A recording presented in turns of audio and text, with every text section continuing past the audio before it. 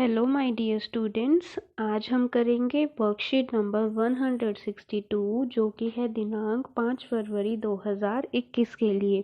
आज की वर्कशीट का सब्जेक्ट है मैथमेटिक्स और यह वर्कशीट है क्लास 5th के लिए।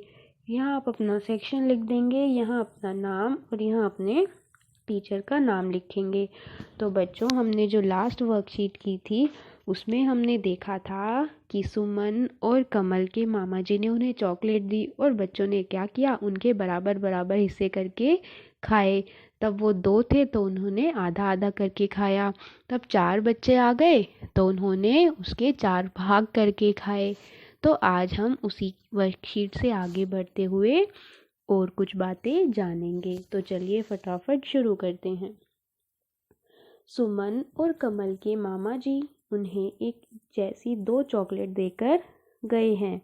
उन्होंने थोड़ी थोड़ी चॉकलेट रोज खाने का सोचा ताकि कुछ दिनों तक वे इस चॉकलेट का स्वाद ले सकें। कमल ने अपनी चॉकलेट के 4 हिस्से किए हैं और उसका एक हिस्सा रोज खाता है। सुमन ने अपनी चॉकलेट के 6 हिस्से किए हैं और वह भी उसका एक हिस्सा रोज खाती है। तो बच्चों बताओ कि कमल ने कितने हिस्से किए और सुमन ने कितने हिस्से किए। कमल ने किए अपनी चॉकलेट के 4 हिस्से इस तरह से। तो वो एक दिन इस हिस्से को खाएगा, फिर अगले दिन इस हिस्से को, फिर इस हिस्से को और फिर इसको। और क्या आप बता सकते हैं हर हिस्से को हम क्या कहते हैं? पिछली वर्कशीट में हमने पढ़ा था, आपको याद होगा क्या? किसी चीज के 2 बराबर हिस्सों में से एक हिस्से को 1/2 1/2 लिखते हैं। किसी चीज के 3 बराबर हिस्सों में से एक हिस्से को 1/3 लिखते हैं। किसी चीज के 4 बराबर हिस्सों में से एक हिस्से को 1/4 लिखते हैं। तो बच्चों, क्या अब आप बता सकते हैं कि कमल की चॉकलेट के हर हिस्से को हम क्या लिखेंगे? इस हिस्से को लिखेंगे 1/4। 1/4 क्यों? क्योंकि 4 हिस्से किए उसने, तो हम लिखेंगे 1/4। तो हम हर हिस्से को 1/4 बोल सकते हैं। और इसी तरह बच्चों, ये है सुमन की चॉकलेट। क्या आप बता सकते हैं कि सुमन की चॉकलेट के एक हिस्से को हम क्या लिखेंगे? क्या लिखेंगे? 1/6। 1/6 क्यों लिखा? क्योंकि सुमन ने अपनी चॉकलेट के 6 हिस्से किए हैं, तो हर हिस्से को लिखेंगे 1/6। और सुमन कितने दिन तक इस चॉकलेट को खा पाएगी? एक दिन वो इस हिस्से को खाएगी, फिर इस हिस्से को, फिर उससे अगले दिन इस हिस्से को। इसी तरह वो 6 दिन तक ये चॉकलेट खा सकती है। कमल 4 दिन तक खा सकता है क्योंकि उसने 4 हिस्से किए, हर दिन एक हिस्सा खा लेगा। और सुमन 6 दिन तक खा सकती है क्योंकि उसने 6 हिस्से किए हैं। तो बच्चों, कमल और सुमन की चॉकलेट देखकर क्या आप बता सकते हैं कि अब आपको ये कुछ बातें बतानी है? कमल एक दिन में चॉकलेट का कितना हिस्सा खाता है? अभी हमने बात की कितना हिस्सा है ये एक हिस्से को हम क्या बोलेंगे? 1/4। इस तरह से कमल की चॉकलेट कितने दिनों में खत्म होगी? 4 दिनों में। सुमन एक दिन में चॉकलेट का कितना हिस्सा खाती है? कितना है ये एक हिस्सा? 1/6। इस तरह से सुमन की चॉकलेट कितने दिनों में खत्म होगी? 6 दिनों में। 6 हिस्से किए हैं तो हर दिन एक हिस्सा वो खा लेगी।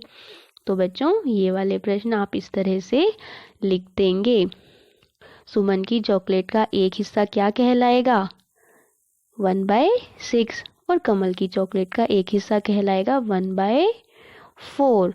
तो बच्चों, क्या आप एक और बात मुझे बताएंगे कि जो कमल का एक हिस्सा है, मतलब जो 1/4 है, और सुमन की चॉकलेट का जो एक हिस्सा है, मतलब जो 1/6 है, इनमें से कौन सा बड़ा है? बताओ जरा। ये देखो, ये कमल की एक चॉकलेट का हिस्सा और ये सुमन की चॉकलेट का एक हिस्सा, कौन सा बड़ा है? ये वाला बड़ा है, 1/4 बड़ा है। तो हम इसको इस तरह से लिख सकते हैं। ये जो साइन है इसका यूज़ करना आपको आता है। जो बड़ा है उसकी तरफ ये ऐसे खुला हुआ करते हैं। ये बड़ा है तो हमने ये साइन इस तरह से लगा दिया। मतलब 1/4 इज ग्रेटर देन 1/6। हमने ये बात भी जान ली। चलिए अब आगे बढ़ते हैं। सुमन ने कमल से पूछा कि भैया आपकी और मेरी चॉकलेट तो बिल्कुल एक जैसी थी, पर मैंने आपसे ज़्यादा चॉकलेट कैसे खाई? कमल ने बताया कि सुमन, तुमने चॉकलेट के 6 हिस्से किए थे जबकि मैंने 4 हिस्से किए थे। चॉकलेट के ज़्यादा हिस्से करने के कारण तुम्हारी चॉकलेट का प्रत्येक हिस्सा मेरी चॉकलेट के हिस्से से छोटा था। अभी हमने यही बात की। सुमन बोलती है कि तुम्हारी चॉकलेट और मेरी चॉकलेट तो बिल्कुल एक बराबर थी। देखो बिल्कुल एक बराबर है। आप पूरी चॉकलेट को देखें। ये कमल की चॉकलेट, ये सुमन की चॉकलेट। चॉकलेट तो बराबर है, लेकिन सुमन की ज़्यादा क्यों चली? क्योंकि उसने उसके हिस्से ज़्यादा किए थे। लेकिन सुमन की चॉकलेट का एक हिस्सा कमल की चॉकलेट के एक हिस्से से छोटा है, तो सुमन ने थोड़ी थोड़ी थोड़ी खाई और कमल ने एक दिन में सुमन से ज़्यादा खाई। तो बच्चों, अब हम देखेंगे आपका अगला प्रश्न। कमल ने सुमन से बड़ी भिन्न बताने के लिए कहा। आप भी सुमन के साथ बड़ी भिन्न पर गोला लगाए। तो बच्चों, यहाँ पर कुछ फ्रैक्शंस दिए गए हैं, भिन्न दिए गए हैं। आपको बताना है इनमें से कौन सा बड़ा है। जैसे फर्स्ट में है 1/4 और 1/6। जो इनमें से बड़ा है आप उस पर गोला लगा देंगे।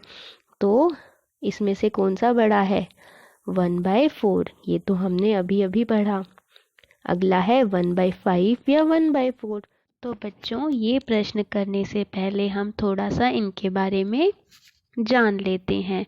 देखो बच्चों, आज हम उन फ्रैक्शंस की बात करेंगे जिनके न्यूमरेटर में अंश में 1 होगा। जैसे 1/4, 1/2, 1/3, 1/6। ऐसे ही बहुत सारे 1/7, 1/10, ऐसे ही हम बहुत सारे लिख सकते हैं। ये हैं यूनिट फ्रैक्शंस जिनके न्यूमरेटर में अंश में क्या होता है? 1 होता है। आज हम इनके बारे में सीखेंगे कि इनकी हम तुलना कैसे करते हैं, कौन सा बड़ा है, कौन सा छोटा है। तो बच्चों, इसके लिए आपको एक बात ये जाननी है कि अगर हम किसी चीज़ के, जैसे ये है एक सर्कल, अगर हम इसके 4 हिस्से करेंगे तो एक हिस्से को हम क्या बोलते हैं? 1/4। अगर मान लो इसी सर्कल के हमने और 6 बराबर हिस्से कर दिए या 8 बराबर हिस्से कर दिए, ये कितने हिस्से हुए? 8। तो इसके एक हिस्से को क्या कहा जाएगा?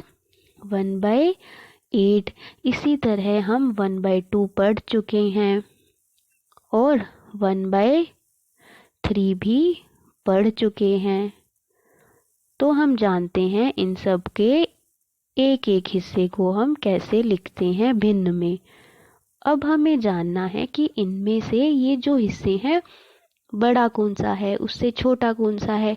आप आकृति देखकर तो आप बता देंगे कौन सा सबसे बड़ा है। ये वाला 1/2, क्योंकि ये हमें दिख रहा है कि ये इन सब के एक एक हिस्से से सबसे बड़ा है। लेकिन बिना आकृति देखे आप कैसे बताएंगे? बच्चों, इन भिन्नों में हमें क्या देखना है कि एक आकृति के जितने ज़्यादा हिस्से किए जाएंगे उतना ही उसका एक हिस्सा छोटा होगा। मतलब आप सभी भिन्नों के डिनोमिनेटर को देखें, हर को देखें। आप जानते हैं न्यूमरेटर और डिनोमिनेटर। 1/2 है तो ये क्या है? इसे हम क्या कहते हैं? ऊपर वाली संख्या को अंश और नीचे वाली को हर कहते हैं। ये बात आप पहले से जानते हैं। तो बच्चों, हमें क्या देखना है? हमें देखना है भिन्न के हर को। जैसे ये है 1/2 और ये है 1/3। आप क्या करेंगे? आप इसके हर को देखेंगे, यहाँ क्या है 2, यहाँ क्या है 3, मतलब इस वाले भिन्न में आकृति के 3 हिस्से किए गए हैं और इस वाले भिन्न में 2 हिस्से किए गए हैं। तो बच्चों जितने कम हिस्से उतना ही बड़ा भिन्न। तो ये कम हिस्से हैं तो ये वाला बड़ा भिन्न। हम और उदाहरण देखते हैं, जैसे अगर हम ले ले 1/4 और ले लेते हैं 1/8। बच्चों इसमें देखो, इसके कितने हिस्से 4 हिस्से, इसके 8 हिस्से। तो मैंने बताया जितने कम हिस्से उतना ही बड़ा भिन्न। ये है कम हिस्से तो ये होगा बड़ा भिन्न और ये होगा इससे छोटा। अगर एक और उदाहरण लो, ये मान लो 1/5, ये 1/10 ले लेते हैं। तो किसमें कम हिस्से हैं? इसमें ये 5 है, इसमें 10 हिस्से हैं। तो बच्चों जिसमें कम हिस्से वो बड़ा भिन्न। ये हम उन सभी भिन्न की बात कर रहे हैं जिनमें अंश में 1 होता है, ऊपर क्या होता है 1। सब में आप देखेंगे 1। हम यूनिट फ्रैक्शन की बात कर रहे हैं।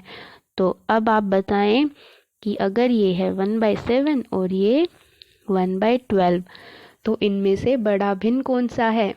नीचे वाली संख्या देखो, जितने कम हिस्से उतना बड़ा भिन्न, तो ये है बड़ा। तो इसी के आधार पर बच्चों ये वाला प्रश्न है जो हम करेंगे। तो आपने जान लिया कि जितने कम हिस्से किए जाएंगे वो भिन्न उतना ही बड़ा होगा।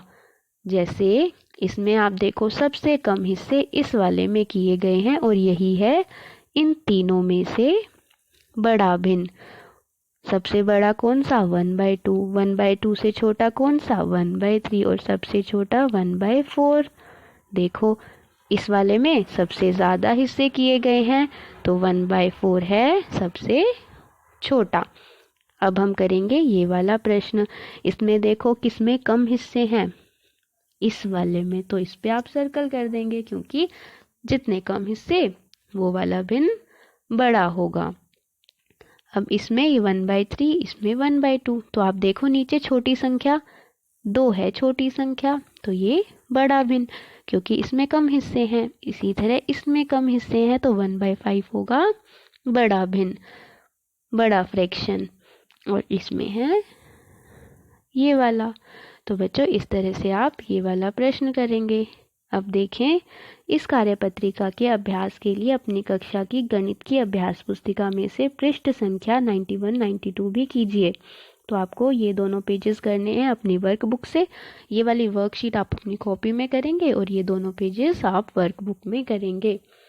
तो बच्चों ये थी आज की आपकी वर्कशीट। आप कीजिए और अपने अपने व्हाट्सएप ग्रुप पर सेंड कीजिए। थैंक यू बच्चों, have a nice day and take care.